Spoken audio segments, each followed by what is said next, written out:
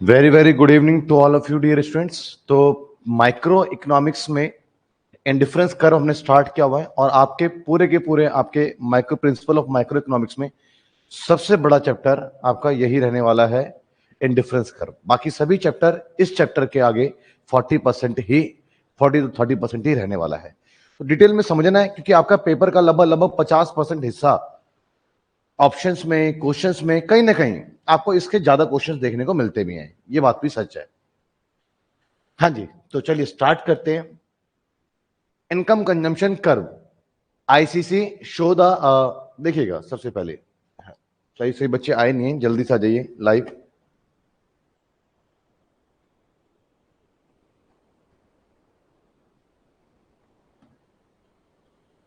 मानसी पूछ रही है कि सर इतना लिखने से 15 मार्क्स मिल जाएंगे क्या? मानसी बेटा, एक क्वेश्चन जो है ना 15 नंबर का नहीं होता है। एक क्वेश्चन जो 15 नंबर का होता है ना, तो उसमें 3-4 सवाल पूछता है अलग अलग। Explain the meaning of indifference curve and also explain the it's property, ठीक है ना, and explain the consumer equilibrium with the help of the indifference curve. तो एक ही क्वेश्चन में 4-5 चीजें जोड़ देता है। तो और हर एक क्वेश्चन, जैसे एक क्वेश्चन आपका है उसमें 3 चीजें जुड़ी हुई, 3 अलग अलग बातें पूछ रहा है, तो हर क्वेश्चन 5 मार्क्स का होता है। गलती क्या होती है बच्चों से, बच्चों उसको एक सवाल समझता है और उसके अकॉर्डिंग आंसर करता है, तो उसको फिर 15 में से 3-4 नंबर ही मिलते हैं क्योंकि वो एक चीज पे फोकस हो जाता है। नहीं, उसमें 3 चीजें पूछी गई हैं अलग अलग। तो पहला और तीनों के उसमें मार्क्स भी लिखा रहता है कि 5+5+5 ऐसे लिखा रहता है मार्क्स 15।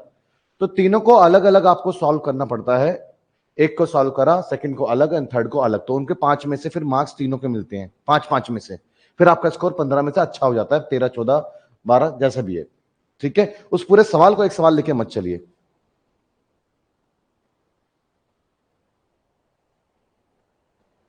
कंज्यूमर क्लियरिंग के नोट्स पूरे नहीं है कंटेंट में, चलिए मैं एक बार चेक कर लूंगा। कुछ बच्चे अभी ज्वाइन हो रहे हैं तो मैं रुक गया थोड़ा सा। चलिए, काफी टाइम हो गया है और मैं स्टार्ट करता हूं अपने सेशन को।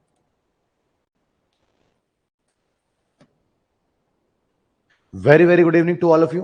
तो dear student, indifference curve के आज क्लासेस नंबर हम जो है 6 पर आ चुके हैं और यहां पर आप देखेंगे इनकम कंजम्पशन कर्व क्या होता है। तो इनकम कंजम्पशन कर्व, आइए इसको पढ़ने से पहले हम इसके बारे में कुछ बातें समझते हैं कि क्या है इनकम कंजम्पशन कर्व। बड़े ध्यान से समझेंगे, सुनेंगे आप। पहले भी इसके बारे में मैंने चर्चा की है क्लासेस में, अगर आप लास्ट क्लास देखेंगे फिर से एक बार चर्चा ऐसी कर लेते हैं, इंपॉर्टेंट टॉपिक है।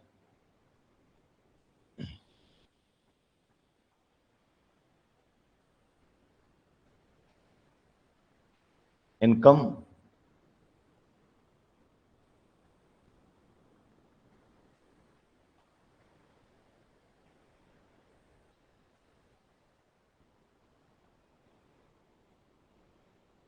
कंजम्पशन कर्व, क्लियर है? तो ये देखें आप,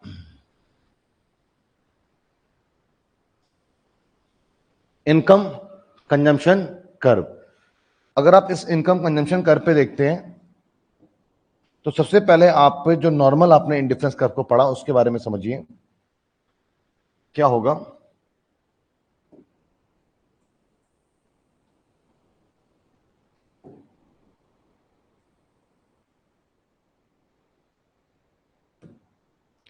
एक आपने पढ़ा बजट लाइन था कुछ इस तरीके से, ओरिजन एक्स एक्सिस, जहां पर आपका गुड्स एक्स रिप्रेजेंट हो रहा है, गुड्स एक्स, और आपका गुड्स वाई। इन सब चीजों को, छोटी छोटी बातों का ध्यान रखना है कि इसको लिखना पड़ता है हमें। वाई एक बजट लाइन है, लाइक इसका नाम देता हूं मैं ए बी। अब देखिए कंज्यूमर की जब इनकम बढ़ेगी, कोई एक कंज्यूमर है, एक कंज्यूमर है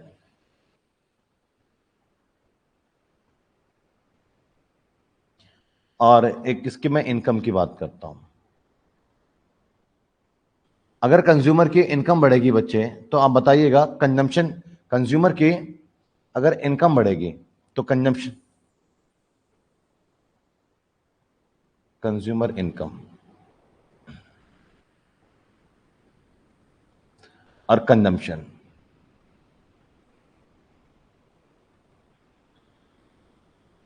एक एक्स कम्युनिटी कंजम्पशन हो रहा है, एक वाई का। तो अगर कंज्यूमर की इनकम बढ़ेगी तो को कंजम्पशन किसका करेगा, एक्स का करेगा या वाई का करेगा? बच्चे बात यह है कि अगर उसकी इनकम बढ़ती है तो वो क्या करेगा, ये तो खैर उसका डिसीजन है, लेकिन पॉसिबिलिटीज क्या है उसके पास में, क्या क्या करने की संभावना है, हम पॉसिबिलिटीज की बात कर सकते हैं।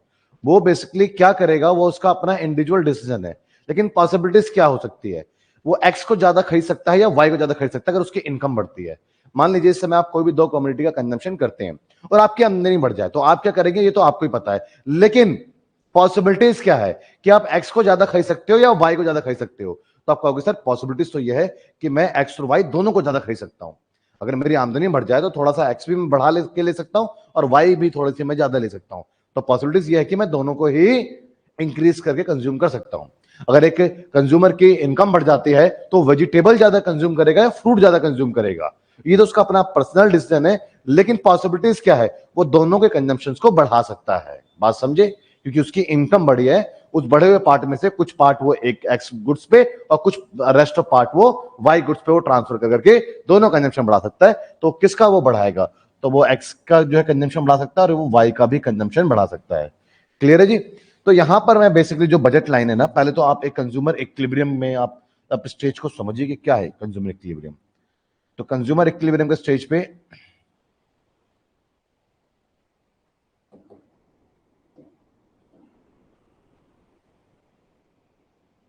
कंज्यूमर एक इसमें पिक्चर कुछ इस टाइप का होता है ना आपका। थिकनेस में क्या होता है,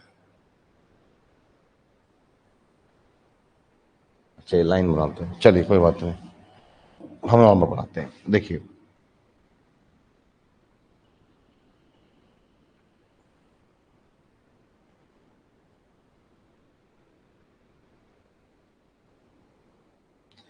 ये एक इंडिफरेंस कर्व है और आपको पता है कंज्यूमर इक्विलिब्रियम कहां होता है, जहां पर ये टेंजेंट होता है। कहां पर टेंजेंट होता है आपको पता है ना, मतलब कि जब ये टेंजेंट होता है तो इसका मतलब क्या हुआ बच्चे, जब ये टेंजेंट होता है तो इसका मतलब क्या हुआ, इसका मतलब ये कि जो स्लोप है बजट लाइन का, जो स्लोप है इंडिफरेंस कर्व का, दोनों एक दूसरे को टच करने होता है, एक दूसरे के बराबर हो गए। अब बराबर का मतलब क्या होता है, स्लोप ऑफ बजट लाइन क्या होता है आपको पता है कि P X upon P Y slope of budget line, और स्लोप ऑफ इंडिफरेंस कर्व को क्या बोलते हैं, marginal rate of substitution for X community Y, ये दोनों जब इक्वल हो जाता है। तो ये तो मैंने इसका नाम रख देता हूं E1,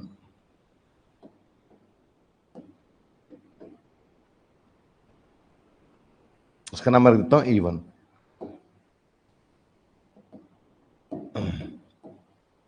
आगे मैं बात करता हूं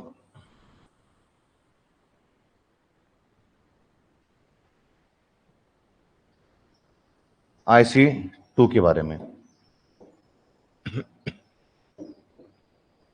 हाँ जी देखिए जरा, अब यहां पर अगर आप देखेंगे IC2 के बारे में, अब बजट लाइन के बारे में बात कर रहा हूं, देखिए समझिए पहले मेरी बात को। अब क्या हुआ, ये तो एक ये ओरिजिनल स्टेज है कि भैया एक कंज्यूमर की अपनी इनकम है, उसका अपना एक बजट है, जिसको वो एक बजट लाइन हमारे पास में ए भी है। अब वो कहीं पर भी रह सकता है, बजट लाइन के किसी भी पॉइंट पर रह सकता है, बजट लाइन के अंदर भी हो सकता है, लेकिन मैं बात कर रहा हूं कि उसके लिए क्या पॉसिबिलिटीज है, कहाँ उसकी रेंज क्या है, कहाँ तक वो जा सकता है, उसकी रेंज क्या है। तो ए भी एक बजट लाइन है, अपने इनकम में वो यहां तक पहुंच सकता है, और आप जानते हैं कि बजट लाइन पे कहीं पर भी रहेगा तो उसकी पूरी इनकम एक्सपेंड होगी। तो उसका इक्विलिब्रियम क्या रहने वाला है, वो एक जहां पे इंडिफरेंस का टेंजेंट होता है। इस बात पे पहले चर्चा कर चुके हैं हम इन सभी बातों पे, जहां पर हमने पढ़ा था consumer equilibrium with the help of indifference curve, ये पॉइंट है। अब कंज्यूमर की इनकम बढ़ गई, अब भाई कंज्यूमर की जब इनकम बढ़ गई तो कंज्यूमर एक्स कम्युनिटी का कंजम्पशन ज्यादा करेगा या वाई का ज्यादा करेगा, ये कंज्यूमर पे डिपेंड करता है। बट उसके लिए पॉसिबिलिटीज क्या है, तो वो बढ़ी हुई इनकम का कुछ पार्ट एक्स पे भी कुछ पार्ट वाई पे भी कर सकता है। तो पॉसिबिलिटीज तो ये कहता है कि दोनों गुड्स की संभावना तो यह है कि दोनों गुड्स में वो जो है कंजम्पशन ज्यादा कर ले। तो बजट लाइन जो है ना, बजट लाइन जो है आपका किस तरीके से शिफ्ट होगा, बजट लाइन आपका कुछ ऐसे शिफ्ट नहीं होगा। इसका तो मतलब यह है कि वो सिर्फ एक्स को ज्यादा कंज्यूम कर सकता है उसकी इनकम बढ़ने से। बात समझे? क्लियर है? बजट लाइन ऐसे भी नहीं होगा, इसका मतलब तो यह है कि वो सिर्फ वाई कम्युनिटी को ज्यादा कंज्यूम कर सकता है इनकम बढ़ने से, ऐसे भी नहीं होगा, वो दोनों का जो है ज्यादा कर सकता है। तो बजट लाइन हम कैसे करेंगे, कुछ इस तरीके से करेंगे ऐसे। ये क्या बताता है, ये इस बात की तरफ इशारा कर रहा है कि एक कंज्यूमर की इनकम बढ़ने से, एक कंज्यूमर जैसे मान लीजिए ये हो गया मेरा एम, ये हो गया एन, एक कंज्यूमर की इनकम बढ़ने से वो दोनों कम्युनिटी का मतलब कि वो एक्स वाई कम्युनिटी को ज्यादा कंज्यूम कर सकता है और एक्स को भी ज्यादा कर सकता है, दोनों को ज्यादा कर सकता है। ये उसकी संभावना है। क्या करेगा वो? बेस्ट कॉम्बिनेशन का सिलेक्शन करेगा जिससे कि उसको मैक्सिमम सेटिस्फेक्शन मिले। और वो क्या रहने वाला है, मान लीजिए IC2 this one E2। Clear है? और बेस्ट जो है उस कॉम्बिनेशन, मतलब कि एक ऐसा कॉम्बिनेशन जो उसको मैक्सिमम सेटिस्फाइड करे, वो अपने लिमिटेड इनकम में बेस्ट मैक्सिमम से मैक्सिमम सेटिस्फाइड होने की कोशिश करेगा एक एज ए रैशनल कंज्यूमर। और वो होता कब है? जब इंडिफरेंस का बजट टाइम पे टेंजेंट है। और ऐसा क्यों होता है वो आप उस टॉपिक में देखिएगा जो मैं पढ़ा चुका हूं आपको। और इसी तरीके से मान लीजिए कि कंज्यूमर की इनकम जो है बढ़ी, तो अब वो किसका कंजम्पशन ज्यादा कर सकता है? एक्स का, वाई का, दोनों का ज्यादा कर सकता है बच्चे। ठीक है, दोनों का ज्यादा कर सकता है वो।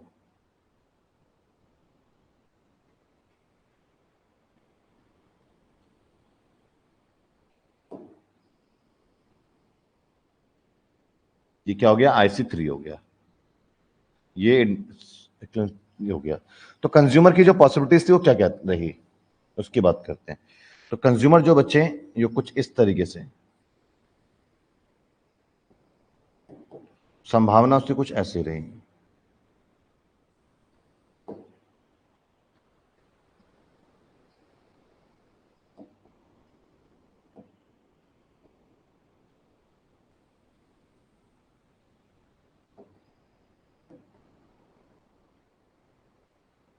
एक पॉइंट ये रहा, एक ये रहा, एक ये, तीनों पॉइंट को E1 E2 E3 को मैंने जोड़ दिया। ठीक है, टेंजेंट ये,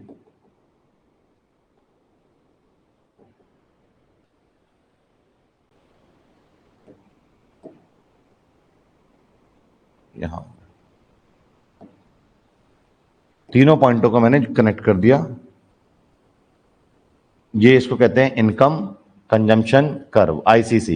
ये बताता है कि इनकम के बढ़ने के बाद उसका कंजम्पशन कैसे कैसे चेंज होता है। तो बताता है कि उसका कंजम्पशन जो है एक्स और वाई, अगर इनकम बढ़ती है तो एक्स का और वाई का दोनों कंजम्पशन बढ़ता चला जाएगा। अगर आप देखोगे ना, तो आप देखिए जरा, इस चीज से समझने की कोशिश करें कि अगर उसकी इनकम बढ़ती है, पहले तो यहां पे था एक्स और वाई, ये रहा, जब इनकम बढ़ी तो अब उसकी एक्स और वाई की उसकी कैपेसिटी क्या हुई, वो क्या करेगा उसके ऊपर है। बट वो क्या कर सकता है, देख रहे हो, दोनों गुड्स का कंजम्पशन, जैसे उसकी इनकम बढ़ती है तो कंज्यूमर दोनों गुड्स का कंजम्पशन को बढ़ा सकता है। बात समझे? क्लियर है? हाँ जी। तो यहां पर ये क्या कहता है, ये उसी के बारे में कह रहा है कि इनकम कंजम्पशन कर्व, ICC के बारे में बात कर रहा है कि income consumption curve show the effects of change in the money income. बच्चे, मनी इनकम क्या होता है? एक होता है रियल इनकम, एक होता है मनी इनकम। मनी इनकम का मतलब होता है जो कि जो जैसे मान लीजिए जो आपकी या फिर आपके डैडी की जो सैलरी है ना, या फिर जो भी बिजनेस है, वो जितना पैसा घर लेकर के आते हैं करेंसी के फॉर्म में, उसको मनी इनकम ही कहते हैं। ठीक है, एक रियल इनकम दूसरा होता है कि खरीदने की क्षमता कितनी है, उसको रियल इनकम कहते हैं। फिर मनी इनकम की बात कर रहे हैं कि जैसे उसकी मनी इनकम, मतलब तनख्वाह बढ़ जाती है, change in the money income the consumer on the quantity of the goods bought Caribus. ICC is the defined as the locus of points of a consumer's equilibrium occurring when the only the income is varied. तो ICC का बताता है कि income जब very करता है तो किस किस तरीके से कंजम्पशन होती है।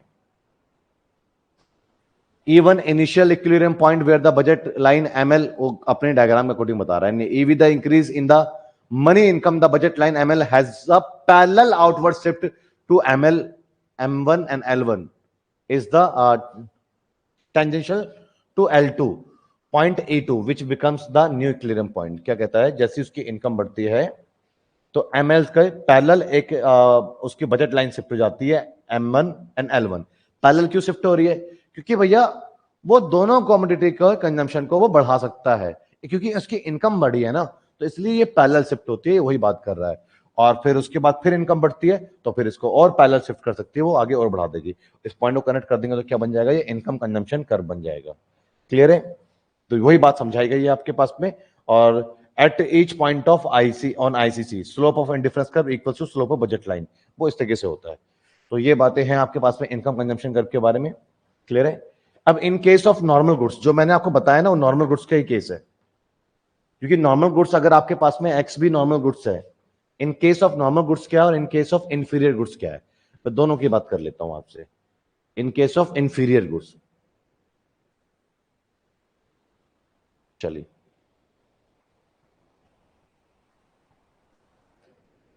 दोनों ही बात करता हूं कि in case of normal goods क्या है, in case of inferior goods क्या है।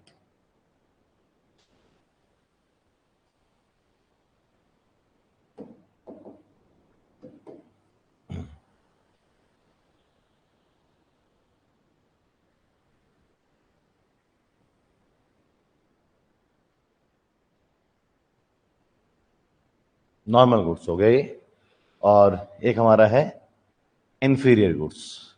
मैं दोनों के बारे में, आप पहले बात हो चुकी है क्लासेस में, प्लीज देखिएगा आप दोनों के बारे में।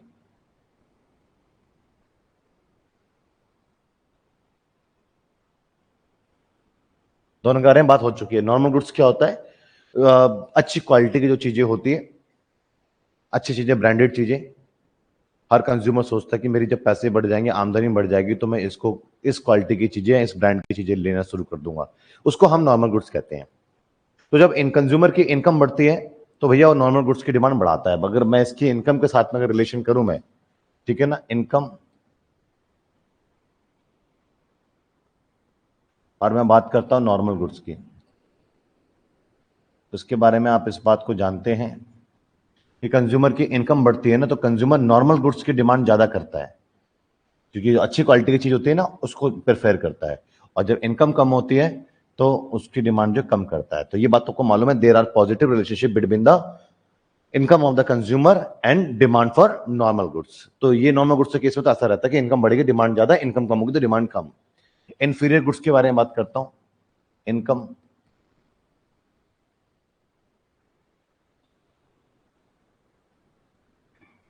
इंफीरियर गुड्स, क्लियर है जी, बात समझ गए। तो यहां पर अगर आप देखेंगे,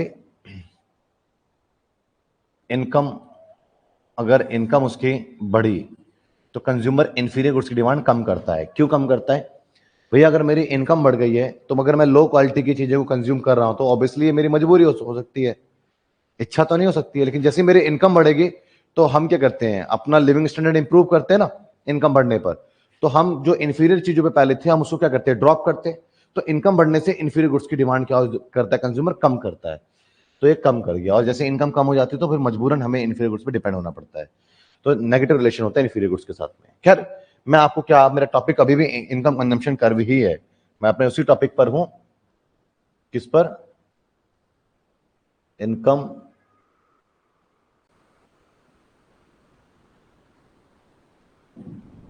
कंजम्पशन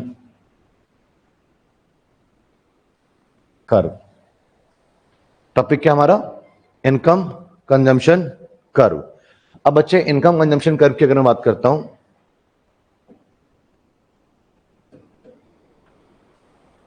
तो चलिए बनाते हैं नॉर्मल गुड्स के केस में। वो तो नॉर्मल गुड्स के केस में कोई खास चीज नहीं आएगा, हम ऑलरेडी इसके ऊपर काम कर चुके हैं। पहले तो एक नॉर्मल बजट लाइन बना दिया आपने, और चलिए लेवल कर देते हैं इसको।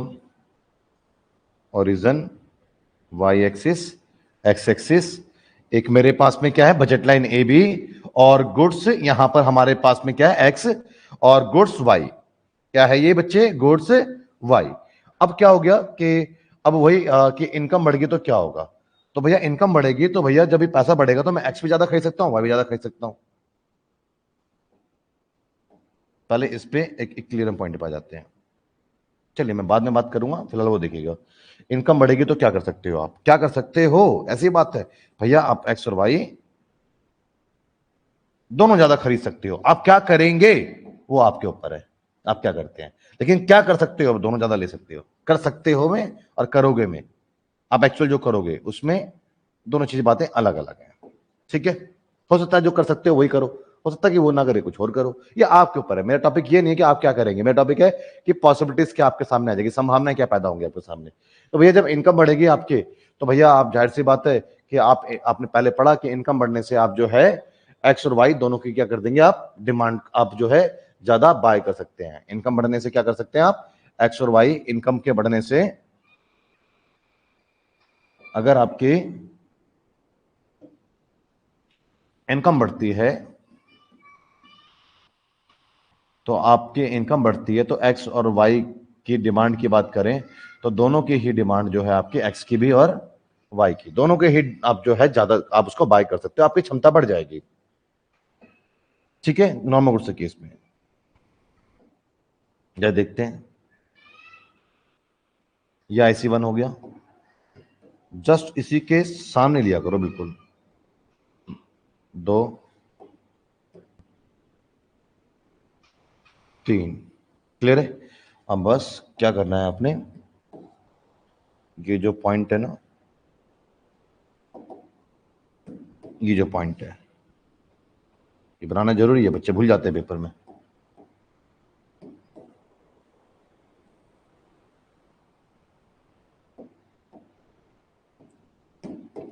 क्या हो गया आपका income consumption,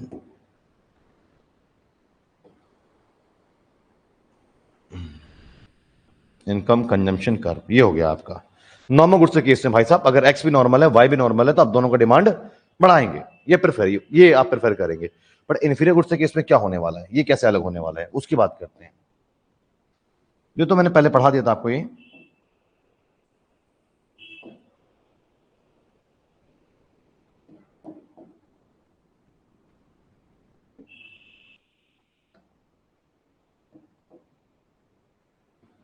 Y origin x, क्या हो गया हमारे पास में, गुड्स एक्स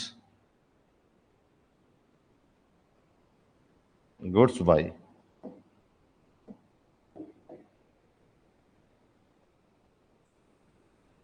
ये तो भाई साहब इनकम अगर मेरी बढ़ेगी, ये तो खैर बजट लाइन है हमारे पास में, ए बी, और चाहे ऑब्वियसली अगर मेरी इनकम बढ़ती है चाहे इन्फीरियर गुड्स है तो क्या हुआ, हाँ हालांकि मैं उसको कम खरीदूंगा इनकम बढ़ने पर, मैं सुपीरियर गुड्स की तरफ आगे बढ़ जाऊंगा, इन्फीरियर को मैं नहीं लूंगा।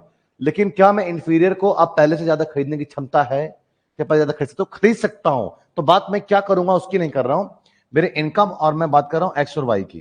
तो मेरी इनकम बढ़ेगी तो मैं पहले ज्यादा एक्स खरीद सकता हूँ, वाई भी खरीद सकता हूँ, ऐसा थोड़ी घटिया वस्तु है तो अब मेरे पहले से मैं कम ही खरीद पाऊंगा। हाँ मैं पहले से कम खरीदूंगा वो ठीक है, बट मेरी कैपेसिटी क्या होगी, दोनों को पहले से ज्यादा लेने की होगी। तो भैया मेरा बजट लाइन तो इनकम बढ़ने से एज पैरेलल शिफ्ट होगा, उसमें कोई भी फर्क देखने को नहीं मिलेगा। मैं दोनों को अगर एक्स और वाई दोनों मेरे लिए, एक्स और वाई दोनों अगर मेरे लिए क्या है इंफीरियर गुड्स है तो भैया मैं पहले ज्यादा खरीद सकता हूं। बजट लाइन क्या है, कंज्यूमर कैन अफोर्ड, वो कर सकता है अफोर्ड। क्लियर है, ये बात बताता है ना कि क्या कर सकता है वो दोनों को ज्यादा ले सकता है। अगर मेरी इनकम और बढ़ी तो भैया मैं और ज्यादा एक्स और वाई को ले सकता हूं, इसमें तो कोई प्रभाव नहीं आएगा, इसमें किसी बात का कोई चेंज नहीं आएगा। तो ये एम एन नाम रख देते हैं, अपने हिसाब से जो मन में आए आपका आप उसका नाम रख दीजिए, कोई याद और रट्टा मारने की जरूरत नहीं है। ठीक है, चलिए बात करते हैं हम यहां पर किसके, इसके देखिएगा, पहले आपकी इनकम इतनी थी, एक्स की मैं बात कर रहा हूं, ठीक है जी। आपके जो है एक्स गुड्स क्या है आपके पास में, मैं एक्स गुड्स जो है इन्फीरियर है, मैं एक्स की बात कर रहा हूं, एक्स इन्फीरियर है। तो भैया इनकम बढ़ने से आप ज्यादा खरीद तो सकते हो, लेकिन क्या आप इन्फीरियर गुड्स की डिमांड ज्यादा करेंगे, हाँ ज्यादा खरीद सकते हो, वो क्षमता जब वो बजट लाइन बता रहा है आप ज्यादा ले सकते हैं, लेकिन क्या आप ज्यादा एक्चुअल में लोगे अगर एक्स आपका इन्फीरियर है, नहीं, पहले से क्या करोगे, पहले से कम लोगे। तो ये पॉइंट यहां है ना, तो कोशिश करो कि इसके अगला पॉइंट है ना आगे, इसके आगे नहीं चला जाए, पीछे चले जाए, कुछ ऐसे, समझ गए, क्लियर है। क्योंकि पहले पता लगे कि मैं एक्स की डिमांड ये कर रहा हूं तो इनकम बढ़ने से ज्यादा खरीद सकता हूं, बट मैं क्या करूंगा, इसको कम खरीदूंगा। बात समझे कुछ, थोड़ा ये बात खुल के करते हैं इस बात पे चर्चा।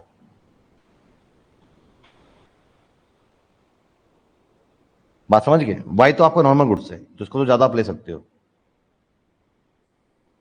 तो ये आपके पास में ये कुछ पॉइंट है, ये आपका कुछ ऐसे बनेगा, उल्टा यूएस शेप का बनता है, इनवर्स यू शेप का बनता है, किस केस में, इन्फीरियर गुड्स के केस में। बात समझे, ये क्या बताता है, ये बताता है आपको बच्चे,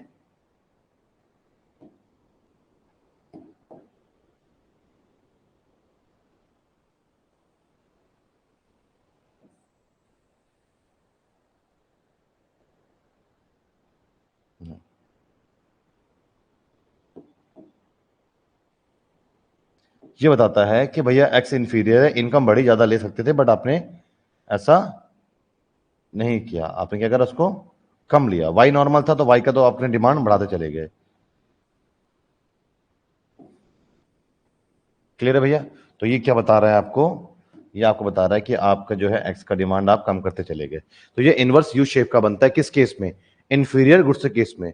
सर इंफीरियर गुड्स और गिफन गुड्स दोनों अलग है, अलग है? हाँ अलग है। गिफन गुड्स क्या होता है, जो इससे भी लो क्वालिटी की होती है ना, महा घटिया वस्तु, उसके बारे में लास्ट क्लास में आप देखिएगा, क्लासेस में मैंने बताया है आपको गिफन के बारे में। वहां पर वो acceptance of law of demand भी होता है, वो मैं आगे डिमांड के चैप्टर में भी बताऊंगा, फिर से चर्चा करूंगा उसके ऊपर डिमांड के चैप्टर में। पता लगा ये इनकम कंजम्पशन कर्व है यहाँ पर। तो आपका इनवर्स एस शेप का हो गया।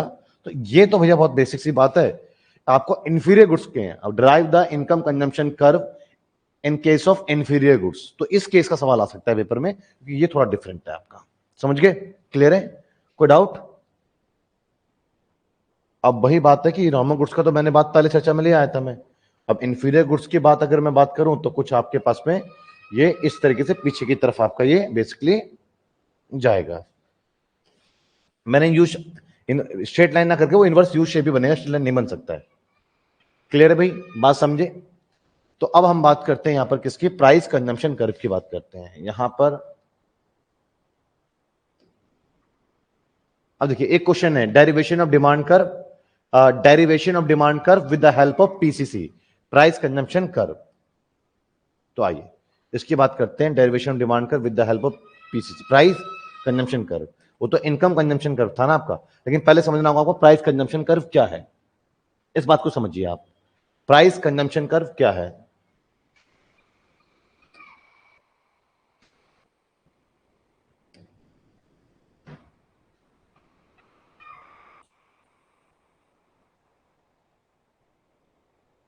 देखिए बच्चे, बात करता हूं मैं यहां पर किसकी, टॉपिक मेरा क्या है अब, प्राइस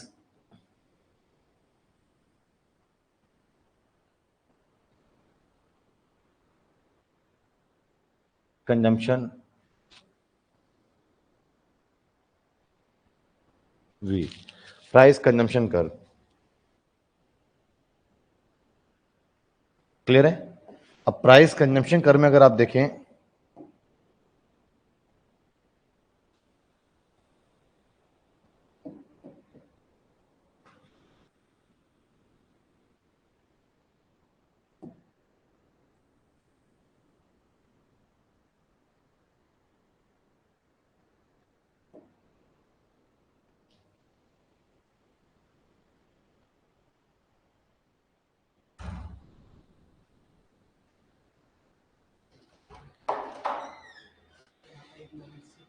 हम्म, 6 बजे बैठ जाओ, वेट कर लो।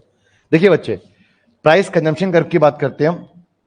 प्राइस इनकम कंजम्पशन कर्व में होता है कि इनकम में चेंज आ रहा है, और प्राइस कंजम्पशन कर्व में क्या होता है, प्राइस कंजम्पशन कर्व में बच्चे ये होता है कि प्राइस में चेंज आ रहा है। बेसिकली यहां पर आपके पास में मैं गुड्स की बात कर रहा हूं, बात करता हूं मैं बच्चे यहां पर किसकी, प्राइस की। और क्लास अभी आपकी, बैठ जाइए, अभी आपकी क्लास स्टार्ट नहीं हुई है, आपकी क्लास जो है 6 बजे स्टार्ट होगी, ठीक है? हाँ जी, देखेंगे यहां पर। तो प्राइस कंजम्पशन कर रहे हैं, प्राइस की मैं बात कर रहा हूं, और एक मैं गुड्स एक्स की डिमांड की बात कर रहा हूं, डिमांड ऑफ, या फिर मैं गुड्स एक्स की बात कर रहा हूं। पहले तो मैं आपकी बजट लाइन की बात कर रहा हूं, गुड्स एक्स। ये चर्चा किसके ऊपर है, ये डिस्कशन है आपके बजट लाइन के ऊपर। बात कर रहा हूं मैं किस पे,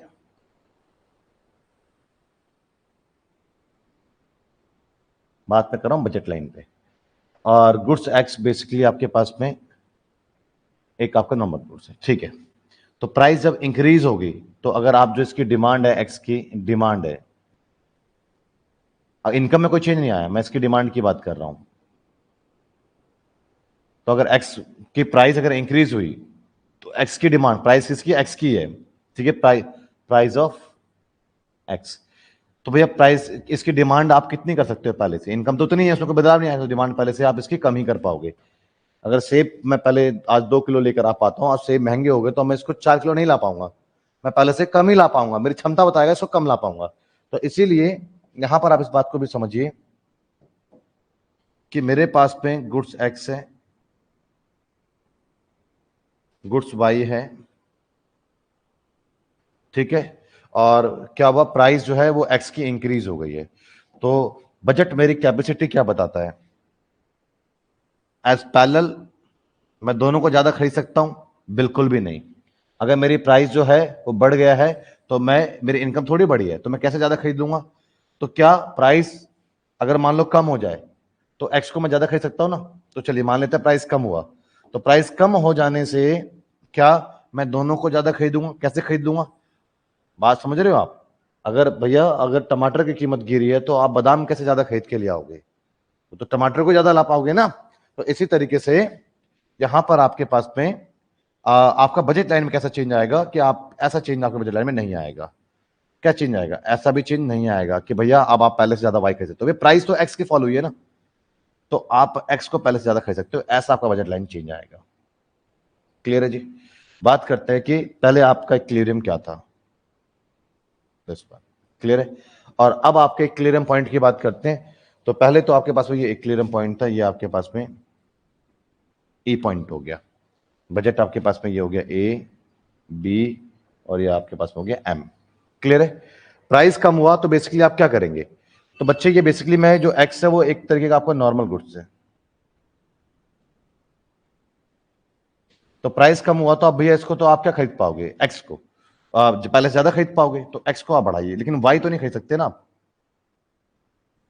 इसकी सीध में रहनी चाहिए, ठीक है, और आप पहले ज्यादा खरीद सकते हैं। तो ये क्या हो गया, ये आपका हो गया प्राइस कंजम्पशन कर्व। ये कर्व बता रहा है कि प्राइस में चेंज आने से कंजम्पशन में कैसा चेंज आपके आएगा। क्लियर है जी, बात समझ रहे हो आप। देखिएगा कि तीनों जगह पर क्या हुआ, आपके पास में अगर x का प्राइस कम हुआ है तो अब आप x पहले से ज्यादा ले पा रहे हो, बट आप y में तो नहीं ले पाओगे ना, तो ये वहीं पर ही है। तो ये क्या होता है, ये प्राइस कंजम्पशन कर्व हमारा रहता है। क्लियर है। तो नेक्स्ट क्लासेस में मैं आपको बताऊंगा derivation of demand curve with the help of price consumption curve. बड़ा इंपॉर्टेंट टॉपिक है, पेपर में आने की संभावना बहुत ज्यादा है।